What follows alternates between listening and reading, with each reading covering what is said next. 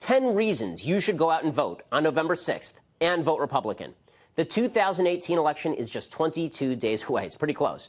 Republicans have gained ground in the Senate over the last couple of weeks. In the House, however, Republicans still trail badly. A new CNN poll has Republicans down 13 points in the generic congressional ballot, and even the more optimistic Economist poll has them down 6. All of this should motivate you to get out and vote.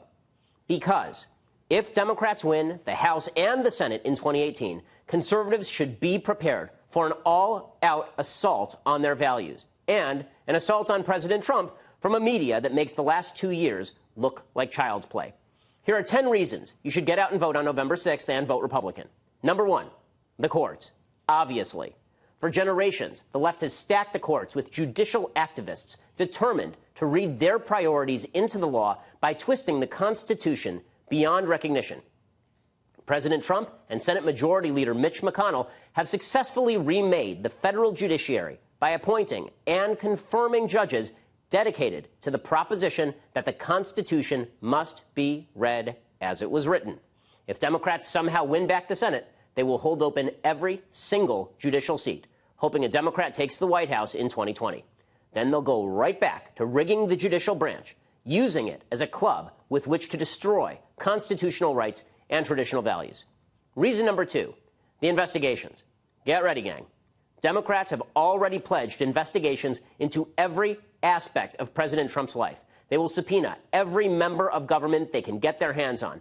And we know they don't really care about guilt or innocence. After all, they just tried to railroad a federal judge by claiming, without corroborating evidence, that he was an alleged gang rapist. In fact, Democrats have already pledged to launch another investigation into Justice Kavanaugh, hoping to undo the results of that confirmation vote. If you enjoyed the disgusting spectacle of Democrats trying to destroy due process of law, get ready for a lot more. Number 3, impeachment.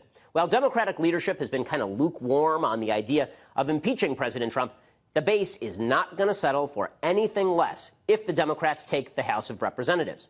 They will demand that Trump be impeached for any reason whatsoever, and then they'll push the narrative that corrupt Republicans don't care about the rule of law. Now, it's just possible that Democrats could create a backlash that helps President Trump, that voters react to impeachment by supporting him. But that is a risky proposition at best. Number 4, the economy. President Trump's chief selling point in his re-election effort will be the economy, obviously, and Democrats are dedicated to stifling economic growth if it means stopping President Trump. They will hold up budgets, they will blow out spending, they will push for harsh anti-business regulation. They'll kill the predictable pro-business climate President Trump has carefully crafted. The stock market will tumble as Wall Street begins to price in the effect of Democratic governance. And businesses will start to sock away capital again to prepare for the possibility of a unified Democratic government that could enter Washington in 2020. Number 5, foreign policy. President Trump's administration has done a terrific job of drawing us closer to our allies and throwing a scare into our enemies. He's done so because Republicans in Congress are willing to bolster our defense spending as necessary. The same is not true of Democrats, who would immediately move to cut defense spending, signaling to the world that President Obama's weak-kneed foreign policy is back. Democrats would also attempt to undermine sanctions against the Iranian regime in keeping with Obama-era foreign policy. 6th, get ready for polarizing culture wars. We've already seen the Democrats suggest that mob politics is the new normal. We've seen the Democrats capitalize on racial issues to polarize the country. We've seen them try to divide Americans by class and sex, too. With the platform of Congress, look for Democrats to attempt a series of divisive maneuvers intended to relaunch those culture wars in new and frightening ways. 7th, attacks on religious liberty. President Trump has been stalwart in his defense of religious liberty. Democrats will be just as stalwart in their attacks on religious liberty. They're surely going to attempt to push so-called anti-discrimination laws directed at religious businesses, churches, and schools. And then they will dare President Trump to veto those laws so they can claim that he and all Republicans are bigots. 8, the twisting of social media. Now, Democrats have made a habit of threatening our biggest social media companies with investigations and regulations should they fail to crack down on conservative perspectives. Democrats, angry as all hell that Hillary Clinton lost in 2016, blamed companies like Facebook for so-called fake news. and attributed Hillary's utter incompetence to the impact of Russian bots. Democrats don't actually believe any of that, but they've frightened social media companies into cracking down on free speech, as a leaked report from Google to Breitbart News showed this week. Social media companies are deeply afraid of Democrats punishing them for failing to target conservatives. Don't be surprised if those social media companies escalate their efforts to do just that.